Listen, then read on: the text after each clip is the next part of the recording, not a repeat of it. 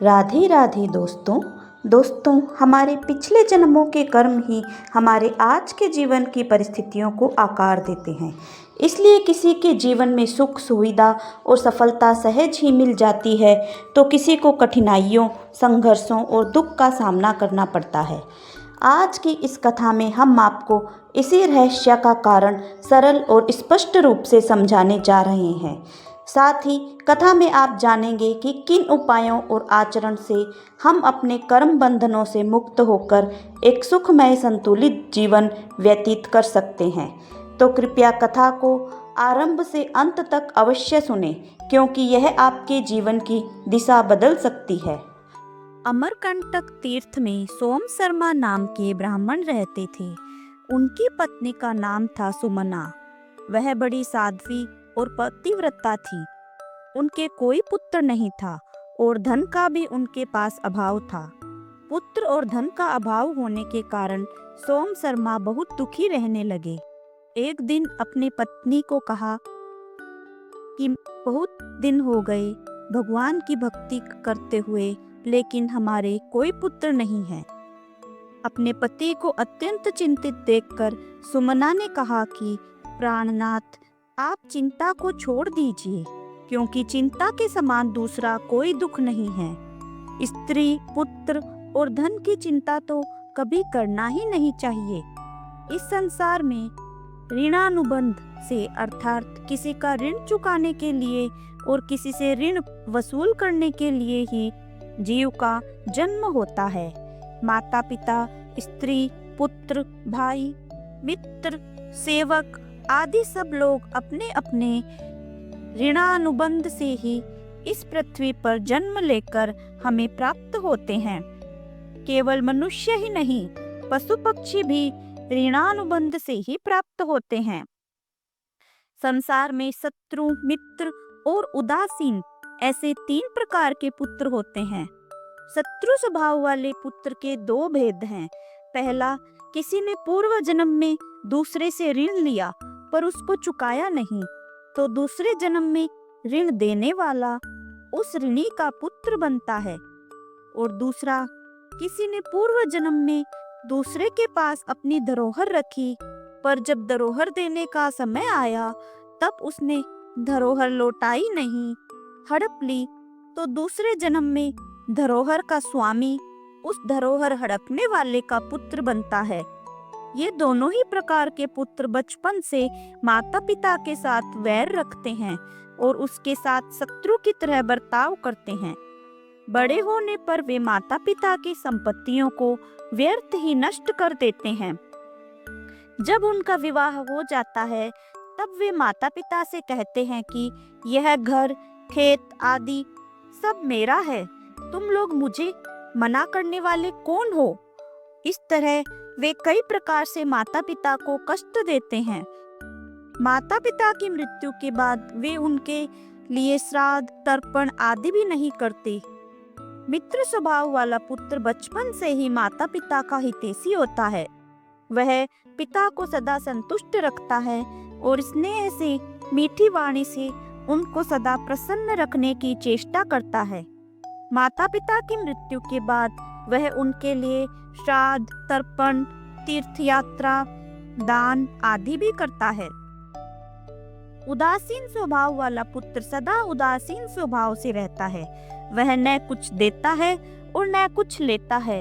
वह न रुष्ट होता है न संतुष्ट, न सुख देता है न दुख।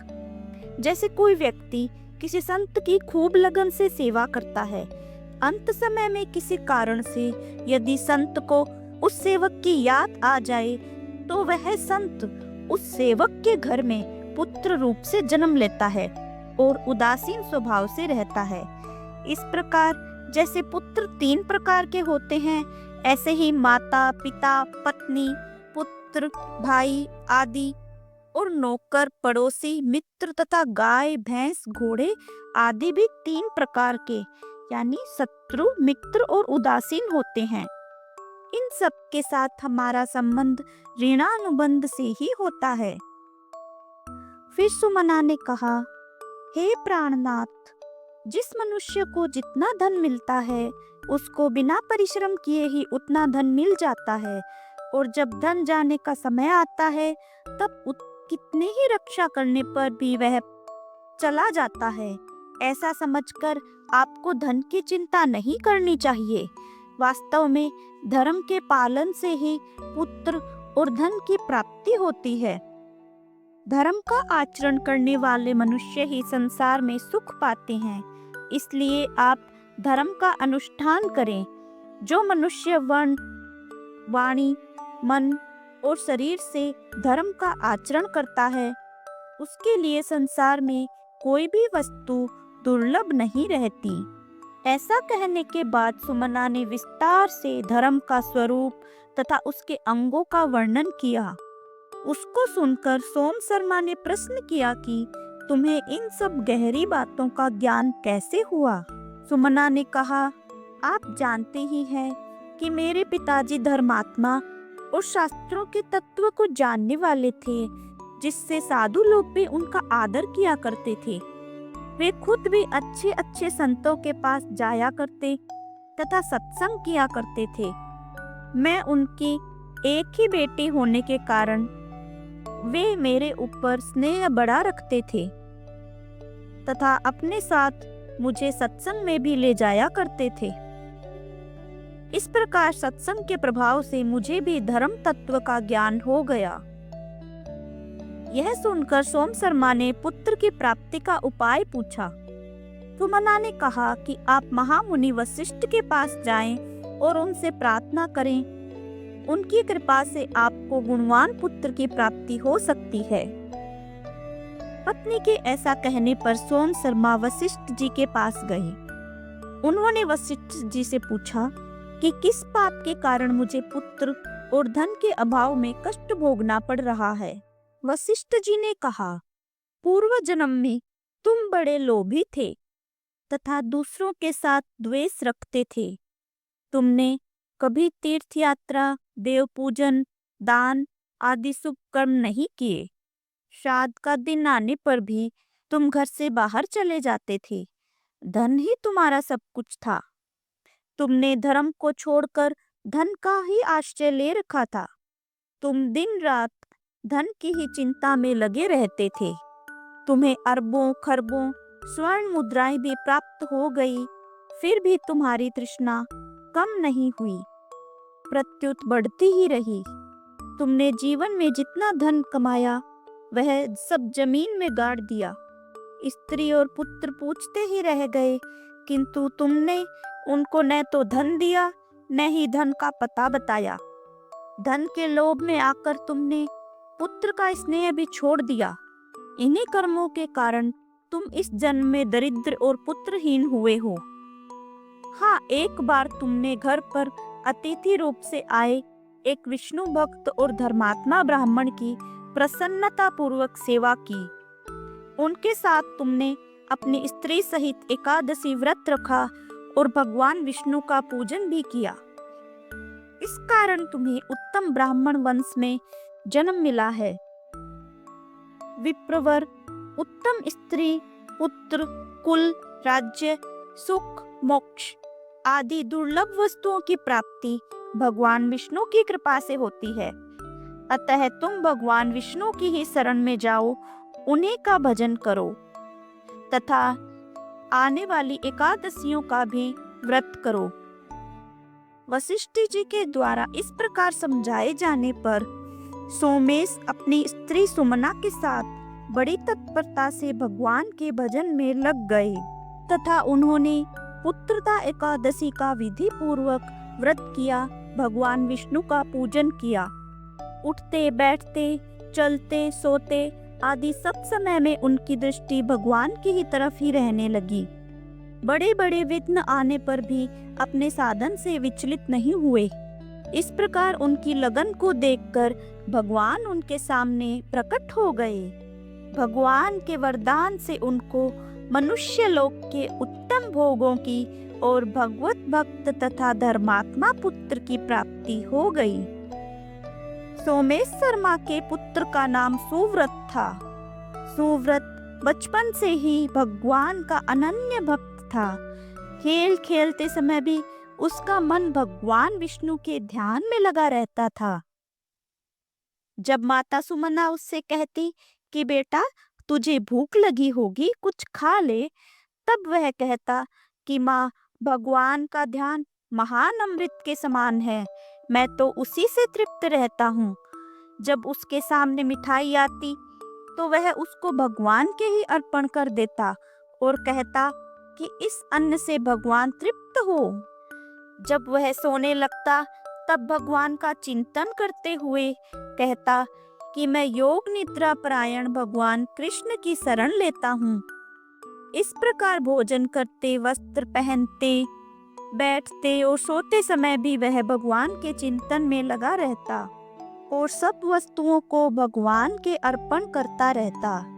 युवावस्था आने पर भी वह भोगों में आसक्त नहीं हुआ, प्रत्युत भोगों का त्याग करके सर्वथा भगवान के भजन में ही लग गया। उसकी ऐसी भक्ति से प्रसन्न होकर भगवान विष्णु उसके सामने प्रकट हो गए।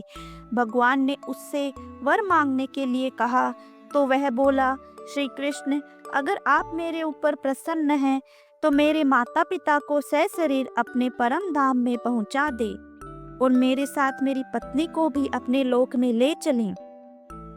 भगवान ने सुव्रत की भक्ति से संतुष्ट होकर उसको उत्तम वरदान दे दिया। इस प्रकार पुत्र की भक्ति के प्रभाव से सोम शर्मा और सुमना भी भगवत धाम को प्राप्त हो गए। इस कथा में विशेष बात यह आई है कि संसार में किसी का ऋण चुकाने के लिए और किसी से ऋण वसूल करने के लिए ही जन्म होता है, क्योंकि जीव ने अनेक लोगों से लिया है ऋण और उनको अनेक लोगों को दिया है। लेन देन, यह व्यवहार उनके अनेक जन्मों से चला आ रहा है और इसको बंद किए बिना जन्म मरण से छुटकारा नहीं मिल सकता। संसार में जिनसे हमारा संबंध होता है वे माता पिता, स्त्री, पुत्र तथा पशु पक्षी आदि सब लेन देन के लिए ही आए हैं। अतः मनुष्य को चाहिए कि वह उनसे मोह ममता न करके अपने कर्तव्य का पालन करे, अर्थात उनकी सेवा करे, उन्हें यथाशक्ति सुख पहुंचाए। यहाँ यह शंका हो सकती है कि अगर हम दूसरों के साथ शत्रुता का बर्ताव करते हैं तो इसका दोष हमें क्यों लगता है, क्योंकि हम तो ऐसा व्यवहार पूर्व जन्म के ऋणानुबंध होने से ही करते हैं। इसका समाधान यह है कि मनुष्य शरीर विवेक प्रधान है, अतः अपने विवेक को महत्व देकर हमारे साथ बुरा व्यवहार करने वाले को हम माफ कर सकते हैं और बदले में उससे अच्छा व्यवहार कर सकते हैं। मनुष्य शरीर बदला लेने के लिए नहीं, प्रत्युत जन्म मरण से सदा के लिए मुक्त होने के लिए ही है। अगर हम पूर्व जन्म के ऋणानुबंध से लेन देन का व्यवहार करते रहेंगे तो हम कभी जन्म मरण से मुक्त हो ही नहीं सकेंगे। लेकिन इस व्यवहार को बंद करने का उपाय है निस्वार्थ भाव से दूसरों के हित के लिए कर्म करना। दूसरों के हित के लिए कर्म करने से पुराना ऋण समाप्त हो जाता है और बदले में कुछ न चाहने से नया ऋण उत्पन्न नहीं होता। इस प्रकार ऋण से मुक्त होने पर मनुष्य जन्म मरण से छूट जाता है। अगर मनुष्य भक्त सुव्रत की तरह सब प्रकार से भगवान के ही भजन में लग जाए तो उसके सभी ऋण समाप्त हो जाते हैं, अर्थात वह किसी का भी ऋणी नहीं रहता। भगवान के भजन के प्रभाव से वह सभी ऋणों से मुक्त होकर सदा के लिए जन्म मरण के चक्र से छूट जाता है और भगवान के परम धाम को प्राप्त हो जाता है। तो आज की यह कथा आपको कैसी लगी कमेंट में जरूर बताएं। कथा अच्छी लगी तो वीडियो को लाइक करें, अपने प्रियजनों के साथ शेयर करें। चैनल को सब्सक्राइब नहीं किया है तो इसे सब्सक्राइब भी जरूर कर लें। तो मिलते हैं अगले वीडियो में, तब तक के लिए जय श्री हरि विष्णु, राधे राधे।